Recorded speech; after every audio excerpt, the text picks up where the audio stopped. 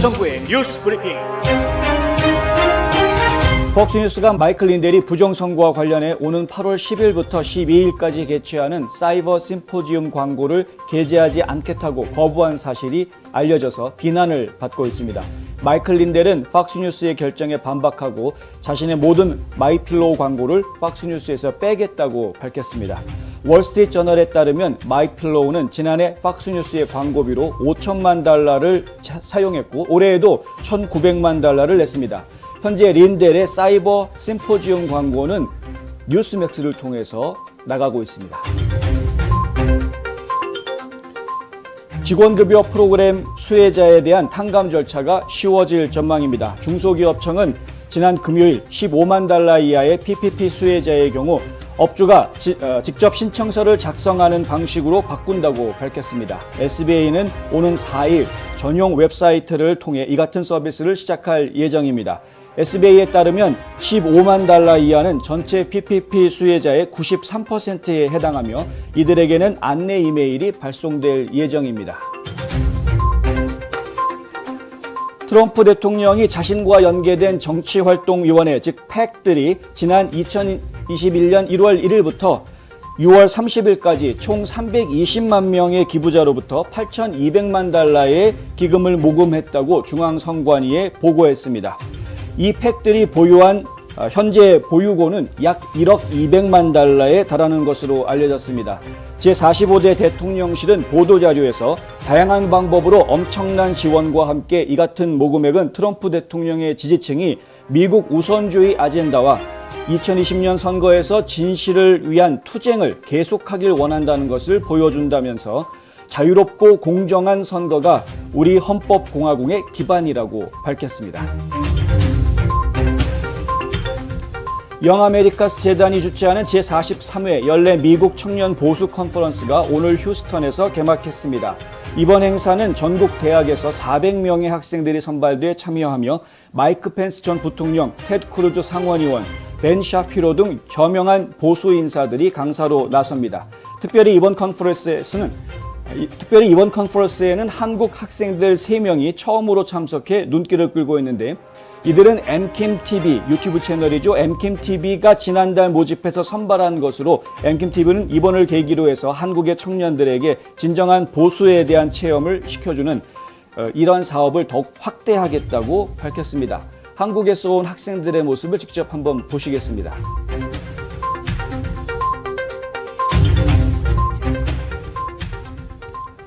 호주에서는 코로나를 부정하고 거부했다라는 이유로 스카이뉴스의 영상을 유튜브가 삭제하고 문제되지 않았던 영상까지도 모두 검열했다고 스카이뉴스가 어제 보도했습니다. 스카이뉴스는 유튜브 40만 구독자를 포함해서 총 185만 명의 구독자를 보유한 호주의 대표적인 보수 언론사입니다. 스카이뉴스가 한 번도 코로나 자체에 대해 부정한 적이 없다며 반박하자 유튜브는 스카이뉴스 관련 정책 위반 공지에서 코로나 부정이라는 단어를 삭제했는데 이 때문에 유튜브 검열 정책에 강한 의혹이 제기되고 있습니다. 코로나19 팬데믹 바이러스가 중국 연구시설에서 유출될 것이라는 증거가 풍부하다고 공화당이 오늘 공식 보고서를 통해서 발표했습니다. 하원 외교위원회 공화당 최고위원인 마이클 맥컬 의원이 지시에 따라서 작성된 이 보고서는 코로나 바이러스가 2019년 9월 12일 이전에 뜻하지 않게 우한 바이러스 연구소에서 방출됐고 2012년에서 2015년 사이에 중국 원난성에 확인된 동굴에서 수집된 바이러스가 위험한 기능 획득 연구로 인해 실험실 안전 표준을 악화시키면서 유출된 것이라고 결론지었습니다. 또한 이 바이러스는 세계 군인 체육대회가 열리기 몇 주 전 우한 지하철을 통해 중부 우한 전역으로 퍼졌으며 또 세계 군인 체육대회를 통해 전 세계 여러 대륙으로 확산됐다고 밝혔습니다. 펜실베니아주의 더그 마스트리아노 주 상원의원은 지난 주말 자신이 위원장을 맡고 있는 위원회가 2020년 선거에 대한 조사를 위해 카운티에 협력하라는 소환장을 발부할 것이라고 말했습니다. 앞서 마스트리아노 의원은 티오가, 요크, 필라델피아 등 3개 카운티에 선거감사를 위한 자료를 보내라고 요청했는데 3곳 모두 협조할 수 없다고 답해온 것으로 알려졌습니다. 카운티 당국자들이 감사에 협조하지 않는 가장 큰 이유는 투표기계가 인증 취소를 당할 것이라는 우려 때문입니다. 필라델피아 선관위 관계자는 투표기계를 교체하는데 3,500만 달러 이상이 소요될 것이라고 말했습니다. 앤드류 쿠오모 뉴욕 주지사는 주 저녁에 대중교통 근로자들에 대해 노동절 날까지 코로나 백신을 모두 접종해야 하며 거부할 경우 노동절 이후에 정기적으로 검사를 받아야 한다는 내용의 명령을 오늘 내렸습니다. 쿠오모 주지사는 마스크 정책이 충분하다고 생각하지 않는다면서 백신 접종 정책을 이야기해야만 한다고 생각한다라고 말했습니다. 이번 명령은 주정부가 운영하는 병원에서 일하며 환자와 마주치게 되는 모든 의료 근로자에게 백신 접종 의무화 명령을 내린 지 일주일 만에 나온 것입니다. 필 머피 뉴저지 주지사는 오는 9월 7일까지 특정 의료시설에서 근무하는 종사자들이 코로나 백신을 완전히 접종하든가 아니면 매주 2회씩 정기적으로 검사를 받아야 한다고 발표했습니다. 이번 지침에 영향을 받는 민간시설로는 보조생활시설, 카운티 교도소, 특수병원 및 일부 입원 환자 재활센터가 포함되며 공공시설로는 재향군인 양로원과 정신병원 등이 있습니다.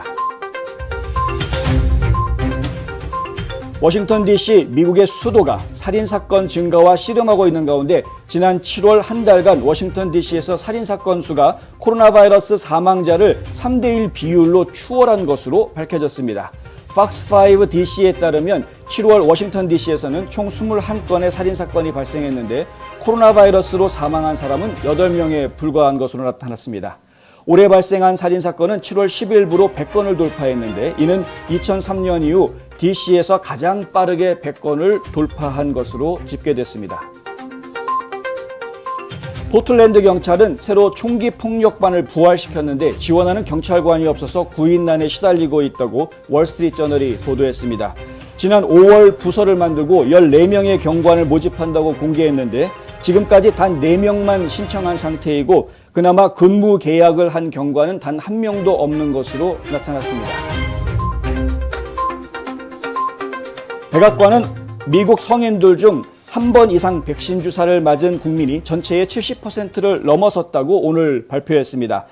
바이든 행정부가 목표로 세웠던 7월 4일보다는 약 한 달가량 늦어진 결과입니다. 백악관에 따르면 지난 한 주간 32만 명 이상이 신규 예방접종을 받았으며 46만 8천 도스가 접종된 것으로 집계됐는데 이는 그 이전 주에 25만 7천 명이 신규 접종자인 것에 비하면 크게 늘어난 수치입니다. 빌 게이츠와 멀린다 게이츠가 공식적으로 이혼해 27년간의 결혼 생활을 법적으로 끝냈다고 팍스 비즈니스가 오늘 보도했습니다.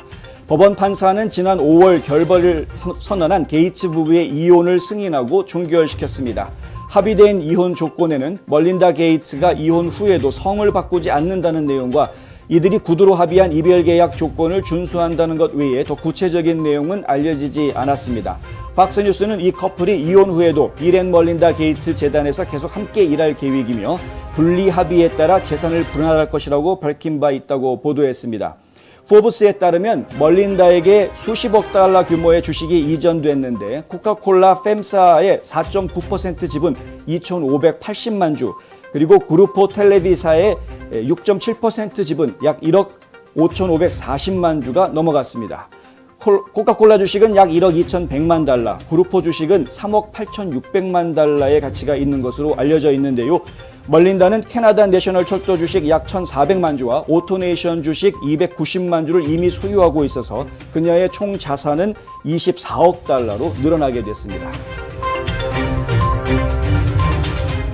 사라 팔린 전 알래스카 주지사가 2022년 중간선거에서 도널드 트럼프 전 대통령의 탄핵에 찬성표를 던졌던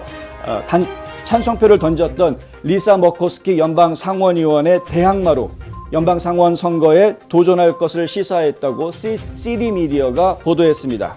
페일린 전 주지사는 신사도개혁파 지도자인 최안, 한국명으로는 안재호 목사인데요.